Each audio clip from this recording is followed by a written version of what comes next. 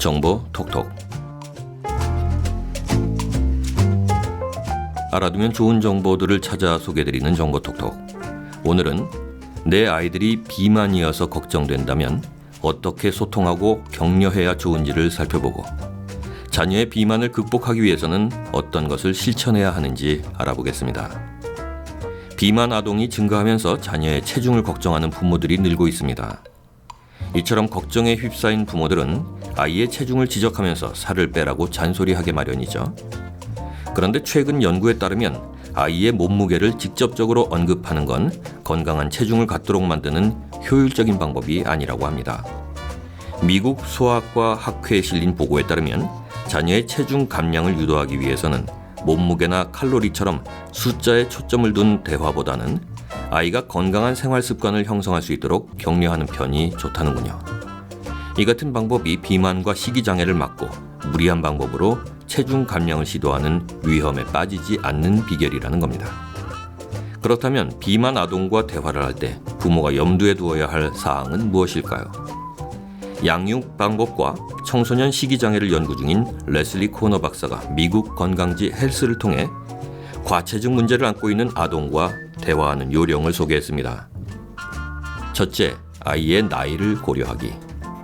8살과 16살 된 자녀들이 있다고 가정했을 때 아이들의 나이에 따라 대화 방식이 달라져야 합니다. 8살짜리 아이는 막연하고 애매모호한 개념을 이해할 만큼 성숙하지 않았죠. 따라서 아이에 직접적으로 어떤 음식을 어떻게 먹는 게 좋은지 가이드라인을 제시해주는 편이 좋습니다. 반면 16살 된 청소년기 자녀는 또래 압박과 같은 개념을 좀 더 잘 이해하는 연령대에 있고, 실질적으로 체중 때문에 이 같은 상황에 처해 있을 수 있습니다. 또래 압박이란 동료 집단으로부터 받는 사회적 압박을 말하는데요. 즉 주변 친구들의 영향을 받아서 마른 몸을 가져야 한다는 압박감에 시달리고 있을 수 있다는 의미입니다. 따라서 이미 압박을 느끼는 아이에게 부모가 심한 잔소리를 하거나 상처가 되는 말을 한다면 아이는 더 움츠러들어서 건강하지 않은 생활 습관 속으로 숨어들게 되죠.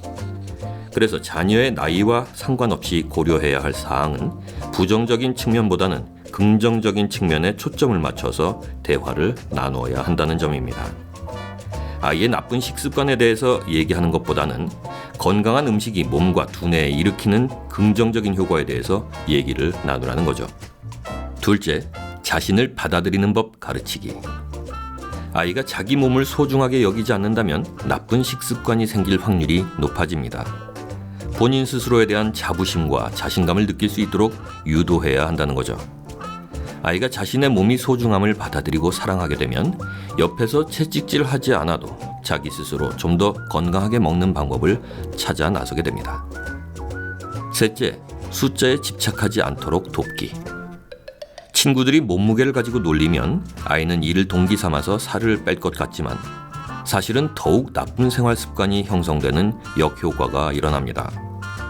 또 아이가 몸무게를 줄이겠다거나 다이어트를 하겠다고 선언했을 때 이를 적극적으로 지지하는 부모의 태도 역시 비슷한 효과를 일으키죠.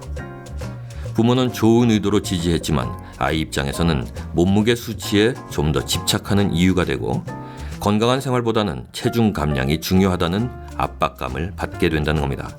따라서 무작정 살을 빼라고 부추기는 것보다는 건강한 음식에 대한 얘기와 적절한 신체 활동으로 누릴 수 있는 장점들에 대해서 알려주는 것이 좋습니다. 넷째, 아이 입장에서 먼저 생각하기. 자녀가 어느 정도 성숙한 나이에 이르렀다면 본인의 결정을 우선적으로 존중해야 합니다. 식습관이나 운동에 대한 직접적인 조언을 주기에 앞서서 요즘 기분은 어떠니? 라든가 하는 말로 우회적인 방식으로 접근해서 아이의 상태를 파악해야 합니다. 거식증이나 폭식증 같은 섭식장애가 아이의 부정적 감정 상태와 연관이 있을 수 있는 만큼 아이의 정서를 파악하는 것이 우선이기 때문이죠. 이 같은 방법은 아이 스스로 자신의 현재 상태를 인식하고 체중을 줄이고 싶은 욕구를 일깨우는 방법이기도 합니다. 아무리 좋은 다이어트 방법이 있다고 하더라도 본인 스스로 변해야 한다는 의지가 없으면 생활 습관을 바꾸기 어렵습니다. 따라서 강요보다는 아이 스스로 선택할 수 있는 기회를 제공해야 하는 거죠. 자, 그렇다면 자녀의 비만을 극복하기 위해서 구체적으로 무엇을 하면 좋을까요? 절대 늦지 않았습니다. 다음 몇 가지만 기억하세요. 첫째, 다양한 음식을 접할 기회를 만들어주세요. 패스트푸드에 길들여져 있다면 몸에 좋은 음식은 멀리하게 마련이죠. 연구에 따르면 새로운 음식을 적어도 7번은 아이에게 주어봐야 먹기 시작한다고 합니다. 그러니 포기하지 말고 건강하고 맛있는 과일과 채소, 견과류와 콩 등을 계속 식단에 포함시키세요. 둘째, 본보기가 되세요. 부모는 엉터리로 먹으면서 아이에게 건강한 음식만 주장하는 건 실패로 가는 길입니다. 건강에 좋은 같은 음식을 부모와 아이 앞에 놓고 부모가 본을 보이세요. 아이가 안 먹는다고 신경 쓸 필요 없습니다. 차차 먹을 테니까요. 셋째, 집에서 요리하는 식사가 답입니다. 연구에 따르면 집에서 직접 만든 식사를 많이 할수록 비만 확률이 낮습니다. 직접 요리한다는 것은 양을 조절할 수 있다는 뜻이기도 하죠. 넷째, 모든 식단에 채소를 포함시키세요. 채소는 특히 성장기의 아이들에게 필수인 산화방지제, 비타민, 철분 등이 풍부한데요. 채소를 싫어하는 아이도 토마토 소스에 다양한 채소를 다져 넣어주면 좋아합니다. 물론 샐러드를 잘 먹으면 더 좋고요. 다섯째, 식사에 집중하세요. TV를 보면서 또는 컴퓨터나 스마트폰을 만지면서 식사를 한 적이 있으시죠?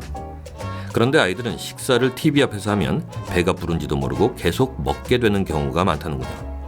식사 중에는 TV나 스마트폰 등의 모든 기기를 차단하는 게 비만 탈출의 방법 중 하나입니다.